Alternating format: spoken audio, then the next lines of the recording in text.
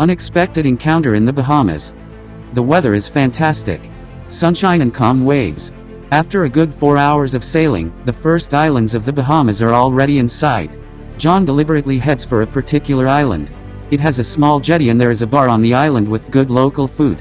From there it is not far to the places where beautiful coral reefs and sunken ships lie. A paradise for divers. Billy, I'll show you one of my favorite places. This island has a jetty just for this restaurant. You'll love it. In this restaurant you'll meet all the divers and treasure hunters, says John, who has been a guest in the restaurant several times. He's already received some good tips on where the best diving spots are. Billy replies, yeah man. The island looks fantastic. Several boats are already anchored when they arrive.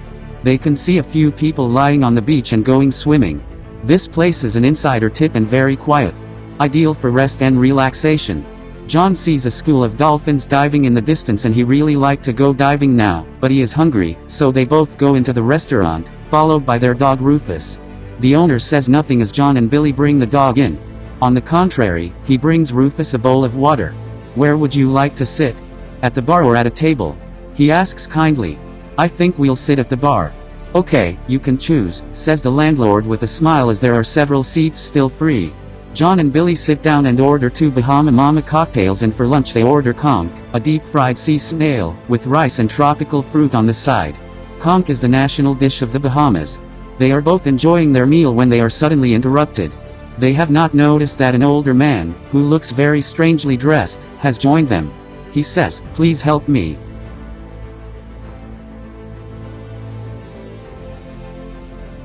A very gaunt old man who looks very depraved has sat down next to John and Billy.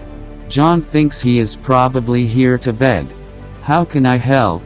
John finally asks.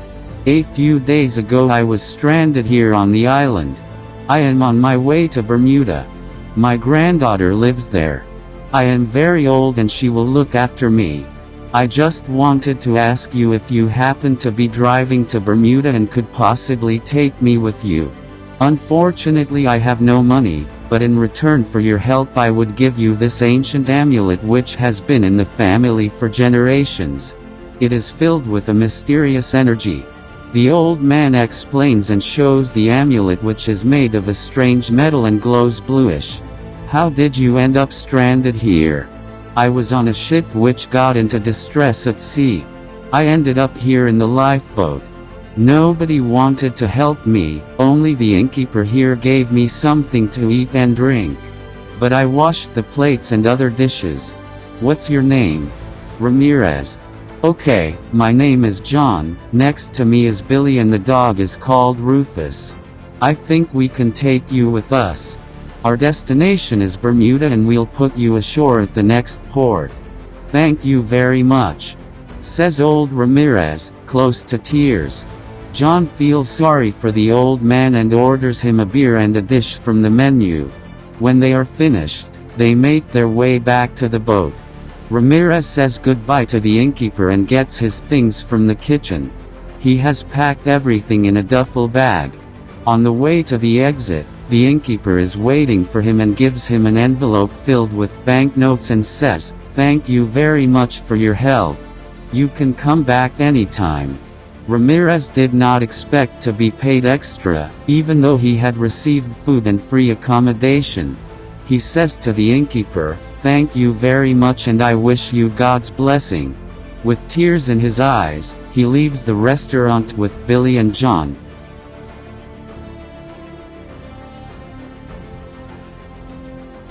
The pier is not far from the restaurant. Old Ramirez is amazed when he sees the yacht. "Tell me, Ramirez, where are you actually from?" Billy asks him curiously. "I come from the Yucatan Peninsula in Mexico. I lived there with my wife. Unfortunately, she died of kidney failure. My son and his wife emigrated to Bermuda. They raised a daughter there. Unfortunately, my son and his wife died in a traffic accident 2 years ago. My granddaughter is the last of my family left. That's why I have to go to Bermuda. I'll spend the rest of my life there. That is a very sad story. I am taking you to the Bermudas for free," says John. No. The amulet is yours now. It belongs to you because you are helping me and I insist. Here, John, says the old man Ramirez and hands him the amulet. It feels strangely warm, and the metal has a bluish shimmer. John cannot make out what it is made of. Strange symbols adorn the amulet. It must be really ancient. Perhaps it comes from the Mayans, who disappeared without a trace. They board the yacht together. John shows Ramirez his cabin, who is once again overwhelmed by the luxury. When everything has been checked, Billy raises the anchor and unties the ropes. John starts the engine and continues the journey between all the islands from the Bahamas towards Bermuda.